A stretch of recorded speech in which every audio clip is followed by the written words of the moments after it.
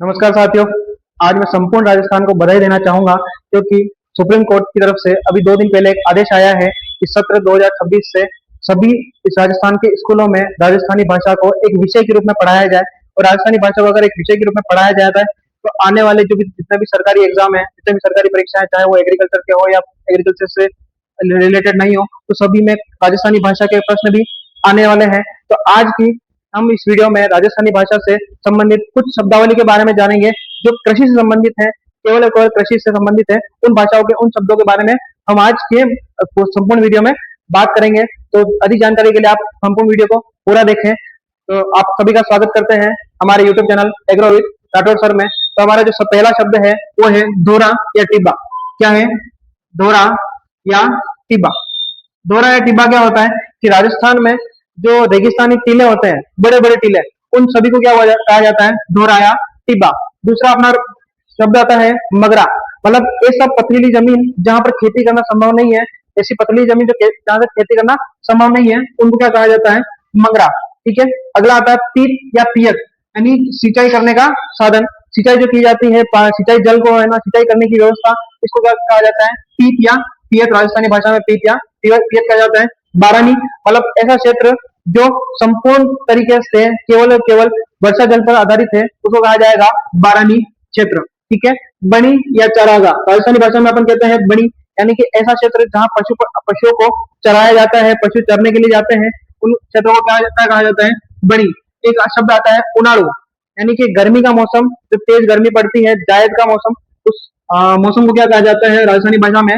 उनाड़ू। ठीक है। ठंड का मौसम, सर्दी का मौसम राजस्थानी भाषा में कहा जाता है सियाड़ू। यानी उनाड़ू तो गर्मी का मौसम और सियाड़ू ठंड का मौसम। चौमासा यानी मानसून के, वर्षा के 4 वो महीने जिनको अपन राजस्थानी भाषा में क्या कहते हैं?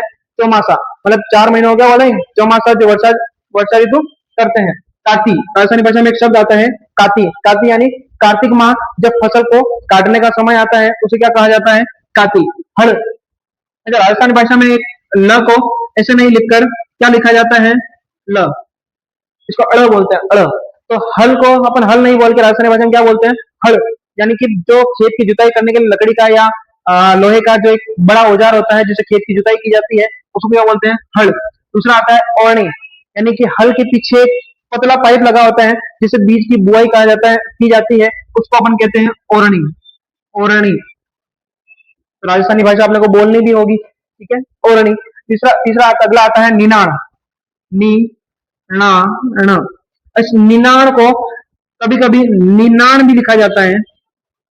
इस निनाण का मतलब है कि खरपतवार हटाना। मतलब खेत में अगर खाली खेत में खरपतवार है या फसल लगी हुई है और खेत में खरपतवार है, तो उन खरपतवारों को काट के हटाने की क्रिया क्या कहलाएगी? निनाण या निनाण। चास। आप हल चला रहे हैं खेत में हल चलाने के बाद जो कतार बनती है, रेखाएं बनती है, उनको अपन क्या बोलते हैं? चास। ठीक है। अगला आता है टाका या कुंडी, यानी वर्षा जल को संग्रहित करने के लिए भूमि के अंदर एक बड़ा सा स्पेस या जगह बनाई जाती है, उसको क्या बोलते हैं? टाका, जहां पर जल को संग्रहित किया जाता है, टाका या कुंडी। अगला आता है बेरा। बेरा, उसको अपन हिंदी में बोलते हैं कुआं, यानी वर्षा जल संग्रहित है, भूमिगत जल संग्रहित है और वहां से अपन सिंचाई करते हैं, तो उस सिंचाई स्रोत को क्या कहा जाता है? बेरा या कुआं। अगला आता है धोरा। धोरा या नाली। सिंचाई जल जो अपन कर रहे हैं, तो जो अपन एक नाली बनाते हैं खेत तक लाने के लिए, सिंचाई स्रोत से लेकर खेत तक, उस नाली को अपन क्या बोलते हैं? धोरा। ठीक है। अब धोरा दो चीजें आ गई, एक तो धोरा टिब्बा यानी अपना रेत का टीला आ गया, और दूसरा धोरा आ गया मतलब जो नाली आ रही है सिंचाई के लिए, उसको अपन धोरा बोलते हैं।